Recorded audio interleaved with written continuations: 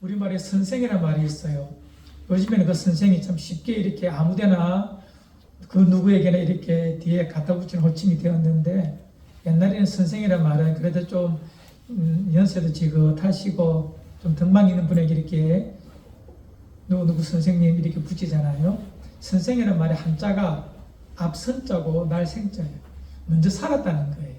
인생의 경험이 있어 인생의 베테랑이 되어서 타인에게 이렇게 길을 좀 가르쳐 줄 수 있는 멘토링을 할 수 있는 사람을 선생이라 이렇게 불렀습니다. 우리 인생 살아가면서 그런 멘토링을 할 수 있는 그런 선생이 내 인생에 있다면 참 좋을 것 같아요. 우리는 다 서툴잖아요. 인생은 일생입니다. 한 번밖에 없어서 우리가 미래를 살아본 사람이 없어서 다 서툴러요.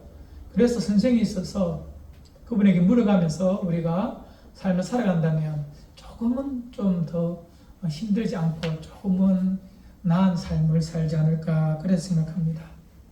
그런 인생들, 그런 삶에 선생이 있으면 참 좋습니다. 여러분 삶 속에도 그런 분들을 찾아서 함께 이렇게 사귀어간다면 좀 평안한 삶이 될 수도 있습니다. 그러나 근본적으로 따져보면 인생은 다 힘듭니다. 왜냐하면 다 초행길입니다.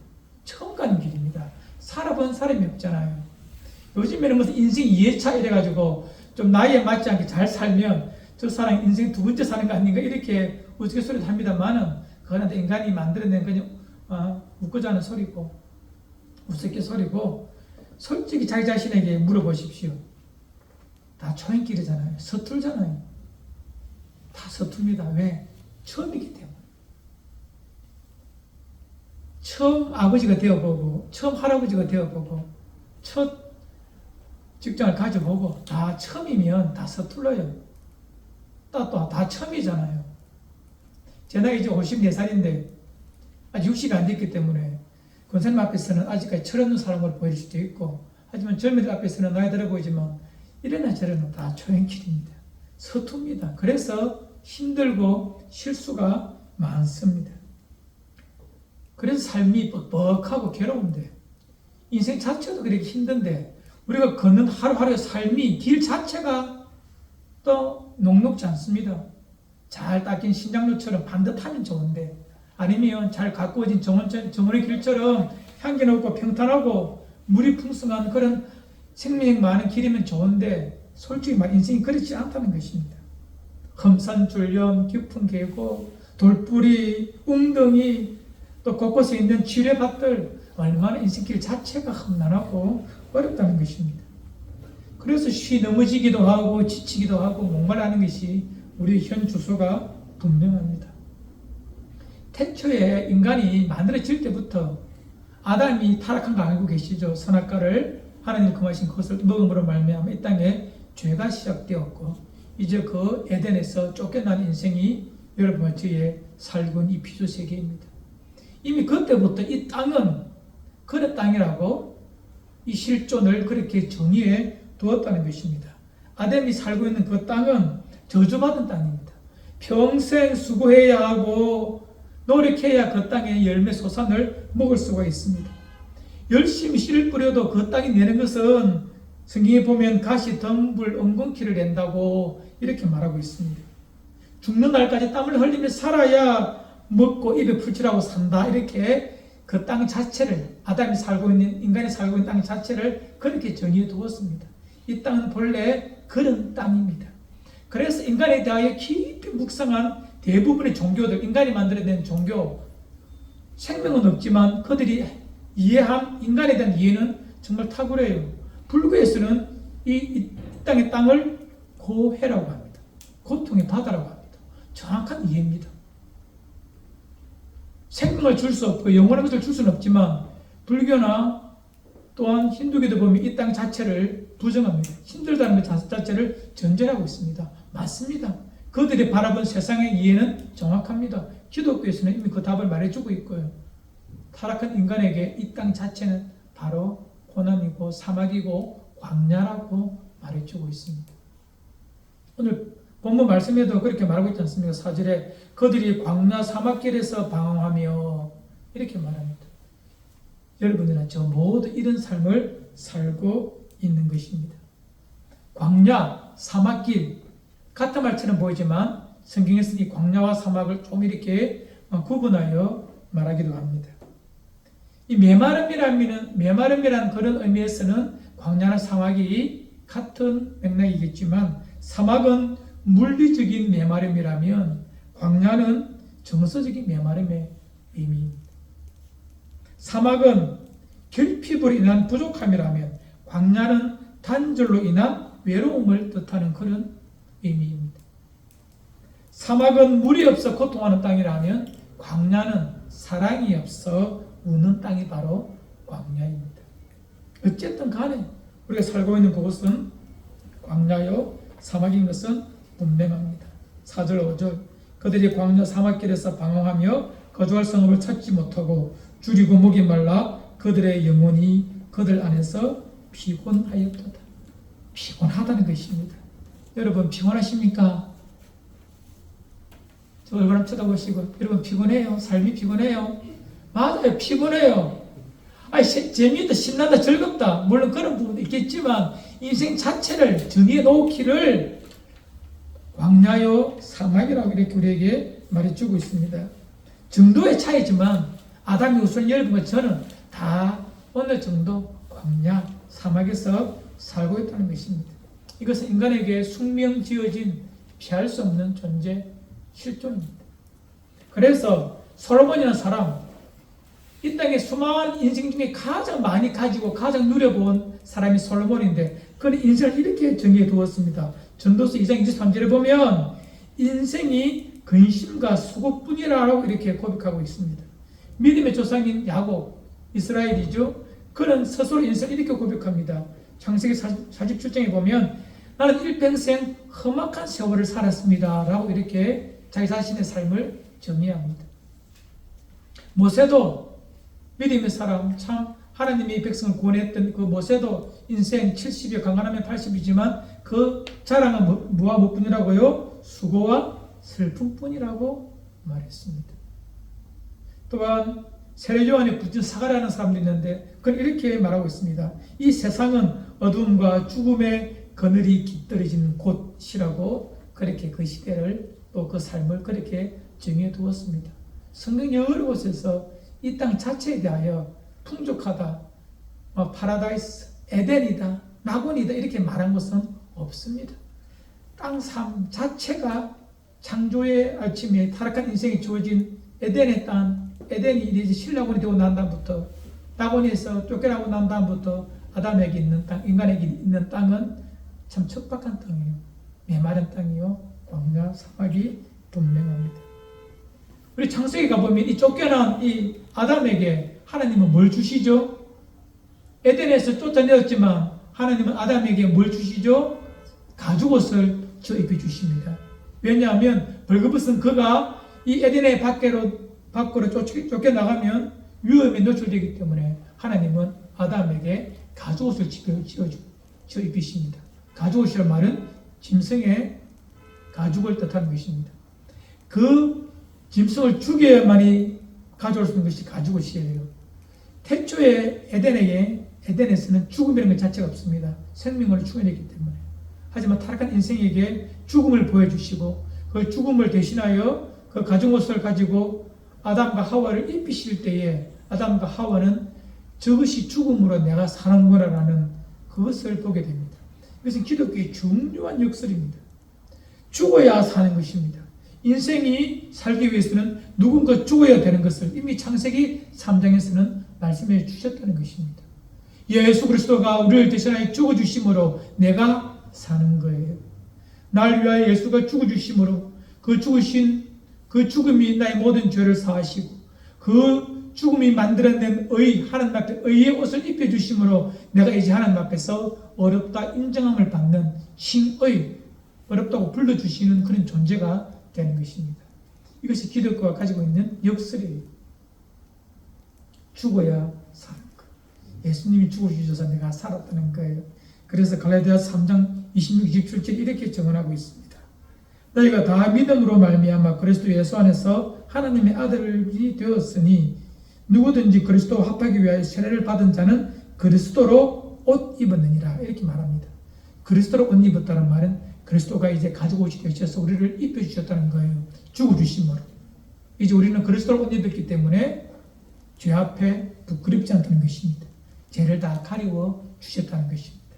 이제 우리는 하나님의 자녀는 이런 위대한 아름다운 특별한 존재가 되었습니다.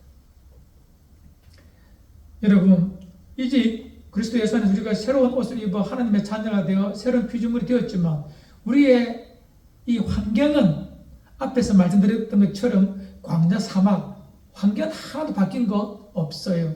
우리가 존재만 바뀌었지. 예수님 안에서 우리는 이제 아주 특별한 존재가 되었습니다. 위대한 존재가 되었습니다. 내가 특별해서 나를 부르신 것이 아니라 나를 불러주셨기 때문에 내가 이제 특별한 존재가 된 거예요. 잘 이해하셔야 됩니다. 내가 특별해서 위대해서 불러주신 것이 아니라 하나님께서 천에 하나 만에 하나 객에 하나 우리를 불러주셨기 때문에 내가 이 하나님 앞에서 이 땅에서 특별한 존재로 산다는 것입니다. 무엇이 특별하냐? 오늘 그것과 함께 나누고자 합니다. 인생 모두에게 믿는 자나 믿지 않는 자나 생명 있는 자나 없는 자나 이 땅에서는 모두가 사막 광야에 사는 것은 분명해요. 하지만 여러분과 내가 특별한 이유는 이 사막과 광야에 살지만 하나님의 긍휼을 덧입어서 하나님을 아버지라 부를 수 있고 그 아버지가 내 삶의 모든 것을 기도할 수 있다는 것입니다. 부르짖을 수가 있다는 것입니다. 이 얼마나 귀한 일입니까? 9절에 보면 그가 사모하는 영혼에게 만족을 주시며 줄인 영혼에게 좋은 것을 채워주심이다 이렇게 말하고 있습니다. 6절에 보면 이에 그들이 근심 중에 여호와께 부르짖음에 그들의 고통에서 건지시고 기도했더니 우리를 인도해 주시고 내 영혼에게 만족을 주시고 내 줄인 영혼에게 좋은 것을 주신다. 그것이 가능한 이유가 하나님을 아버지라 부를 수 있기 때문에 그렇다는 것입니다. 이것이 이제 사막 광야를 사는 우리들이지만 우리가 특별한 이유가 바로 여기에 있는 것입니다.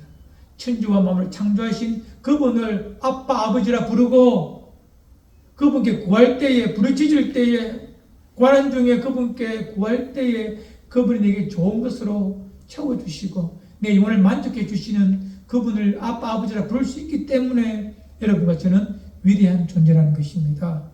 이 은혜를 이 권리를 누리시길 바랍니다.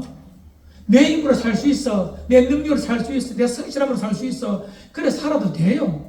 하지만 그건 얼마나 힘들고 지칩니까? 그것 말고 내 아버지가 천지와 만물을 창조하신 그분인데 그분께 기대어 살면 됩니다. 그분께 의지하며 살면 됩니다. 하나님 그것을 더 기뻐하셔요. 인간에게 죄라는 것이 뭐냐면 내가 무엇을 할 수 있다. 자기 자신을 주장하는 의지를 죄라는 단어로 정의할 수가 있어요. self-asserted will. 자기 자신을 의지하는 것. 이것이 죄의 시작이거든요. assertive. 태초에 하와와 아담이 내가 자기 자신을 믿었다는 거예요. 이것 먹으면 나는 하나님처럼 될 수 있다라는 자기 자신을 신뢰함으로 말미암아 죄가 시작되었고 이 땅의 죄의 본 모습도 그와 똑같습니다. 내가 무엇을 할 수 있다 하나님 없이 가능해 라고 하는 생각 그 자체가 죄인 거예요.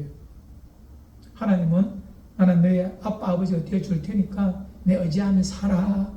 힘들 때 날 부르며 살아. 내가 너와 함께하면 널 인정하며 인지하며 살아. 이렇게 살면 그것이 아름다움이고 그것이 우리에게 평안함과 누림이에요. 그런 의미에서 우리는 특별한 존재라는 것입니다. 이 아름다운 복을 누리시기를 바랍니다. 난 아무 한 것도 없는데 왜 그렇게 해주시지? 그래서 그것이 은혜인 거예요. 내가 노력해서 얻으면 그것은 상이고 보상이고 대가지.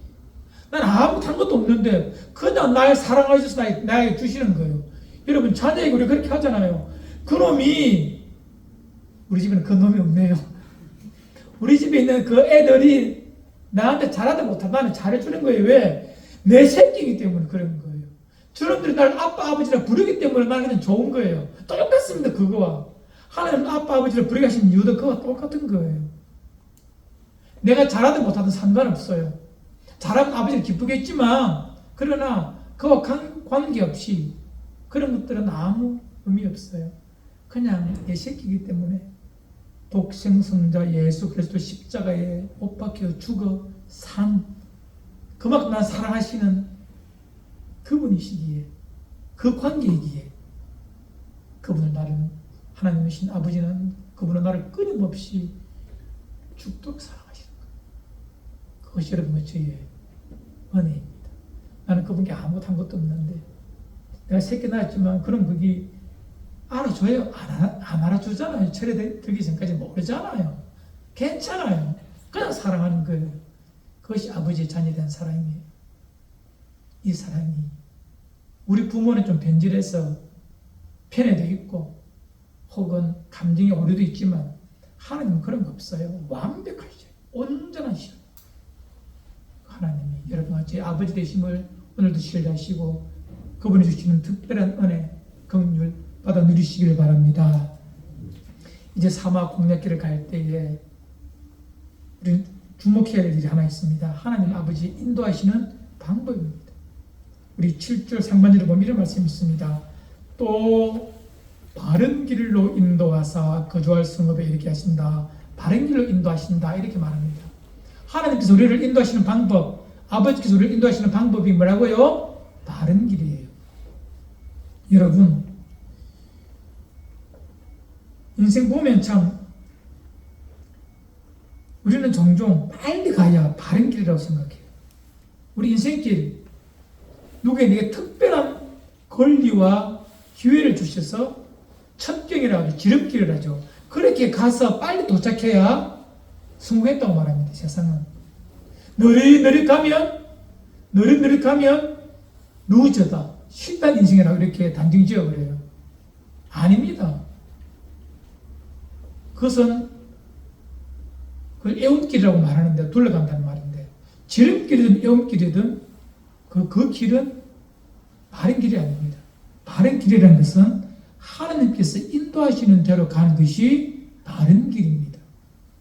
하나님께서 원하시면 40년 동안 뺑뺑 둘러서 가게 하셔도 그곳이 바른 길이에요.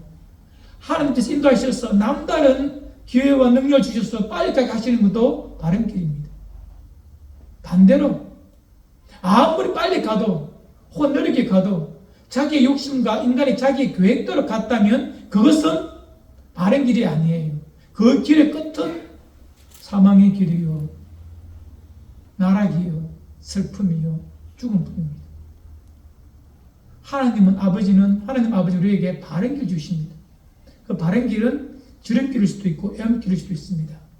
그것은 중요하지 않습니다. 주님의 인도하심에 따라서 가면 우리의 발걸음, 우리의 종착지는 거주할 성읍, 영원한 생명이 됨을 믿습니다.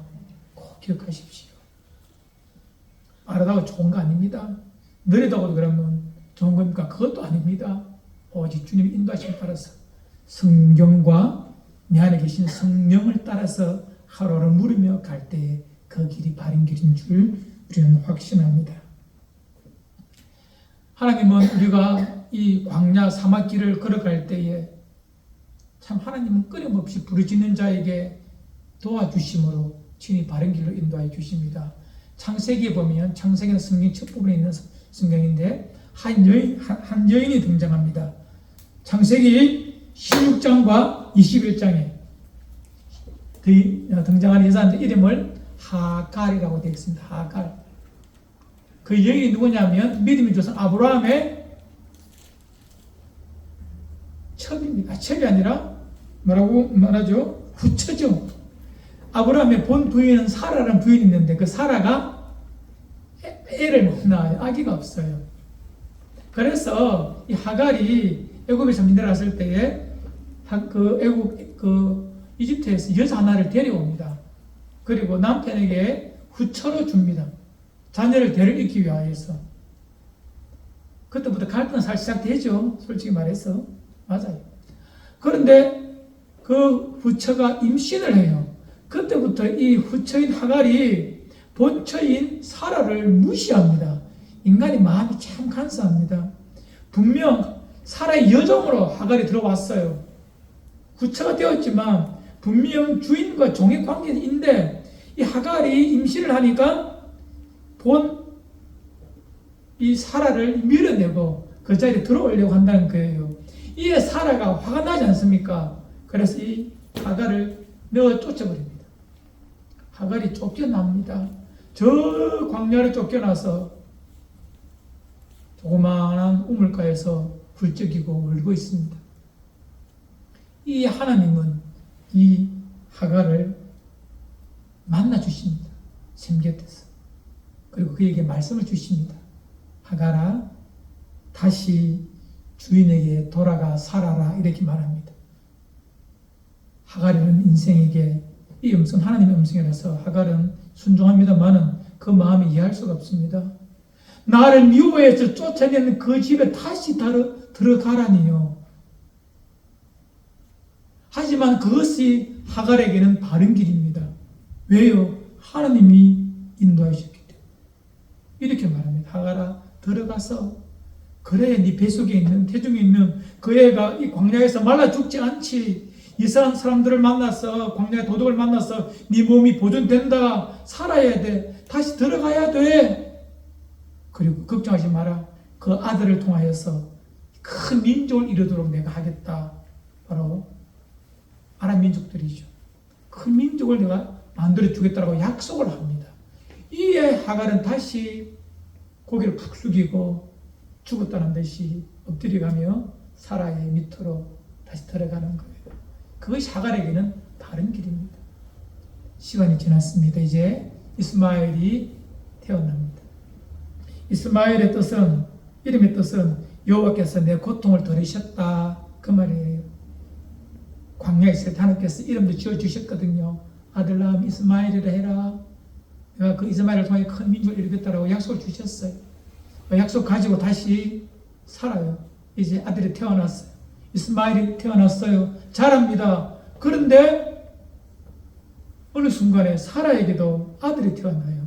자라는 그죠? 이삭이 태어나요. 이 이삭과 이스마엘이 싸우는 거예요. 이때 아브라함이 대노하여서 이 하갈과 이스마엘을 내가 쫓아버립니다. 그들이 또 저 사막에서 이제 물이 없는 곳에서 목말라 죽습니다. 이에 목마름으로 그가 말합니다. 창세기 21장에 보니까 목노아 통곡하니라고 말합니다. 21장 46절에 보면, 14절에 보면, 21장 14절에 보면, 16절에 보면 그들이 광야에서 아들과 함께 목노아 통곡하니 하나님께서 다시 하갈에게 이스마엘에게 찾아오셔서 샘으로 인도해 주시고 그 물부대에 물이 닿지 않도록 그에게 공급해 주신다는 것입니다. 우리는 하갈을 잘 알고 있습니다. 하나님의 구원 역사에 있어서 하갈은 저 구석에 변두리에 있는 여인입니다. 아랍 민족의 조상입니다. 어쩌면 성경 자체에서도 이렇게 소외받아야 될 그런 인물이지만 하나님은 그 여인에게조차도 찾아가셔서 만나주시고 말씀해 주시고 바른 길이 무엇인지를 그 여인에게 가르쳐 주시는 분이 하나님이십니다. 사랑하는 성도 여러분, 우리 마음속에 하나님께서 인도하실 때에 말씀으로 약속해 주실 때에 거기를 따라가면 그것이 바른 길입니다. 이스마엘은 거기서 큰 민족을 이룹니다.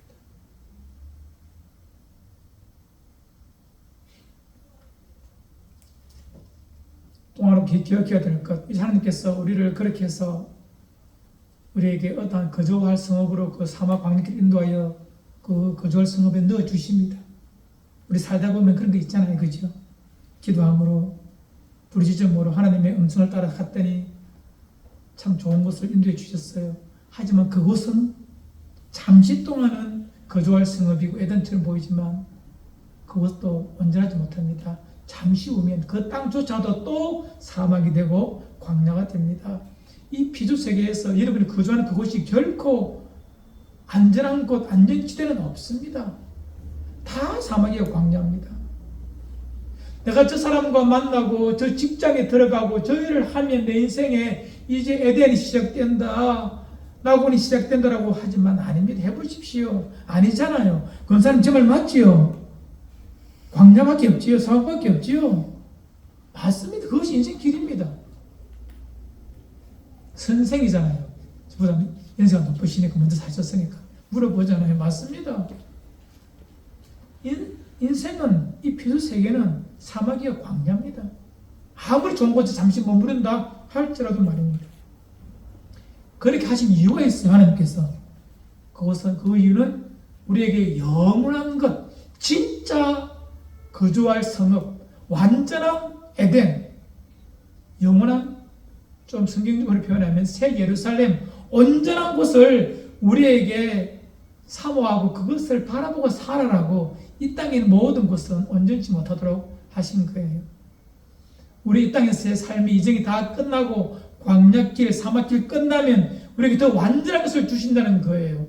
그곳에 들어갈 때까지 우리는 사막 광야길을 걸어갑니다.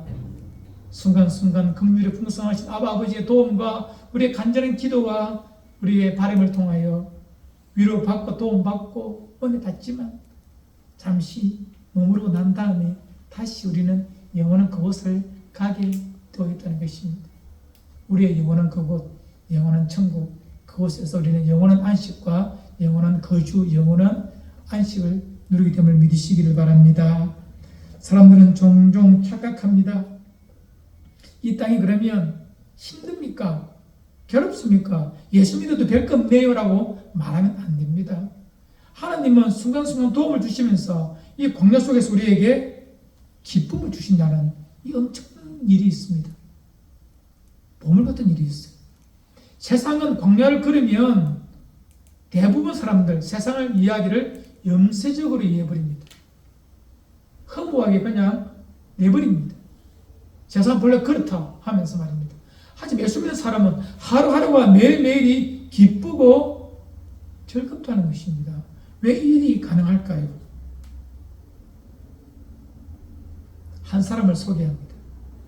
여러분, 예수님 오시기 전에 세례요한이라는 사람이 있어요. 그 사람은 예수님 오시기 전에, 즉 구약 성경과 신약 성경의 가운데에 있는 사람이 이 세례요한입니다.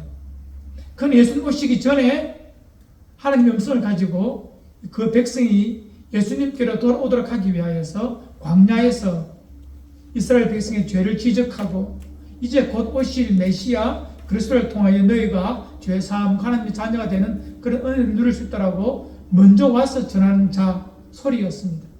그가 대단한 사람이었기 때문에 그가 예루살렘에서 도시에서 그가 있었다면 그를 따른 수많은 제자들과 함께 일가를 이루어서 진짜 떵떵거리며 살 수 있지만 그는 예루살렘이나 도시에 살지 않고 저 광야에, 유다 광야에 살아요.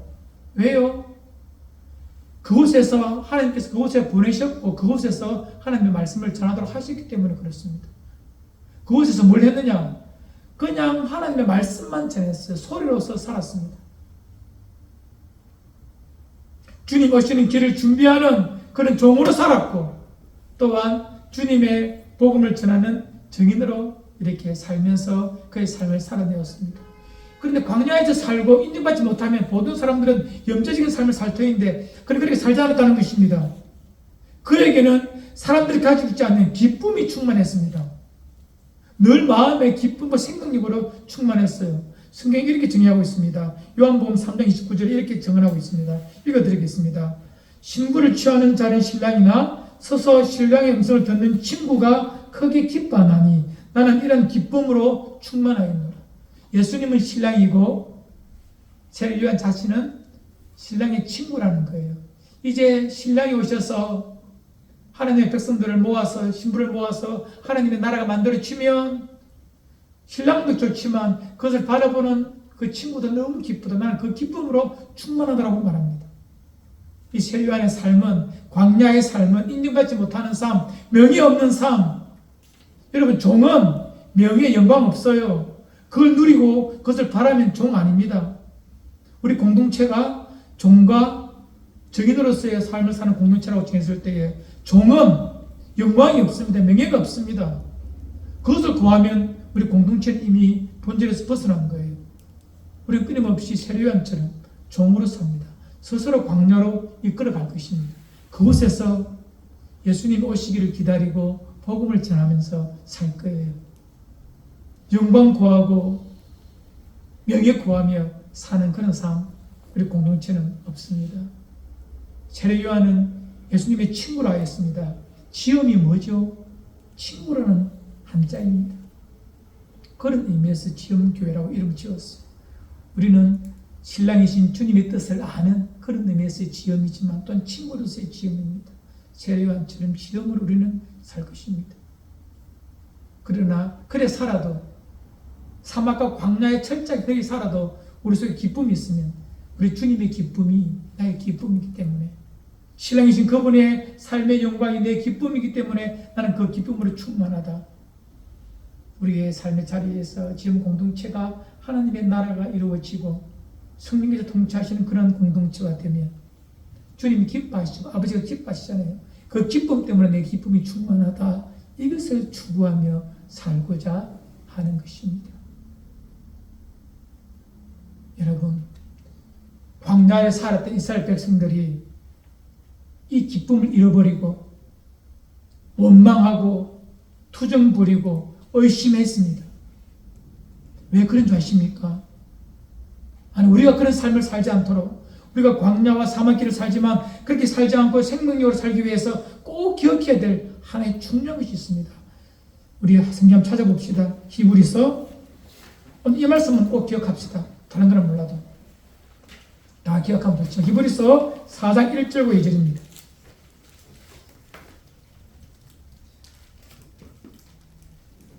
어려운 성경이에요. 신약 성경 356면에 있는 히브리서 4장 1절과 2절.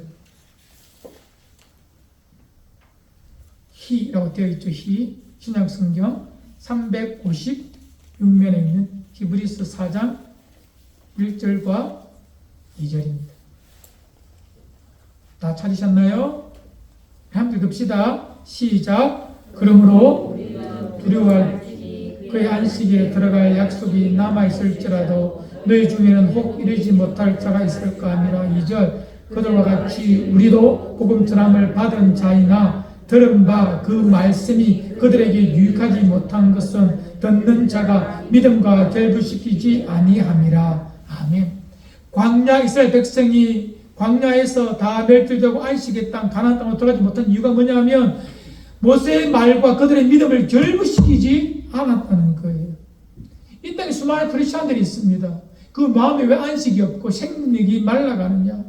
왜 광야 사막길을 살면서도 그 안에 기쁨이 없느냐? 이것입니다. 하나님의 말씀과 나의 믿음을 결부시키지 않는다는 거예요.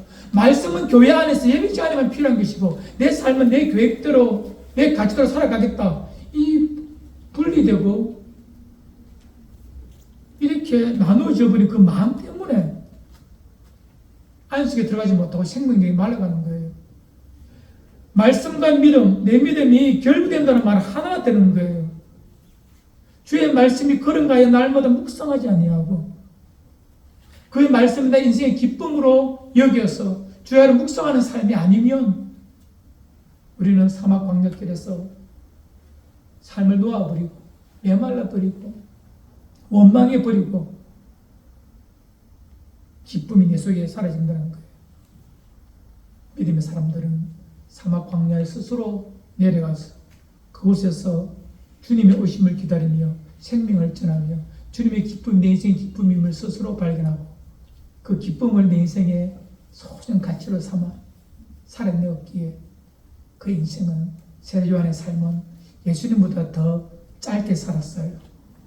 예수님은 세례 요한보다 6개월 뒤에 태어났어요. 성경에 보면 약 6개월 뒤에 태어났지만 세례 요한은 예수님보다 1년 반 정도 앞에 죽었으니 예수님보다 더 짧게 산 거예요. 인생에 보면 너무 불쌍하잖아요. 너무 초라한 삶이잖아요. 하지만 주님 말씀하십니다. 여인에게서 난 자 중에 이 세례 요한보다 큰 자가 없느니라. 인생 중에 세례 요한만한 자는 없다는 거예요. 얼마나 아름답고 복된 삶입니까? 인생의 길이도 중요하지만 그 질은 훨씬 중요합니다. 어떻게 하루를 살아내느냐. 사막, 광야 길에서 우리는 다 살고 있습니다. 아담의 삶은, 인생의 삶은 에덴에서 쫓겨난 삶입니다. 그 땅은 척박한 삶입니다. 열심히 수고하고 땀 흘려야 겨우겨우 먹고 살 수 있는 것이 이 필요색입니다.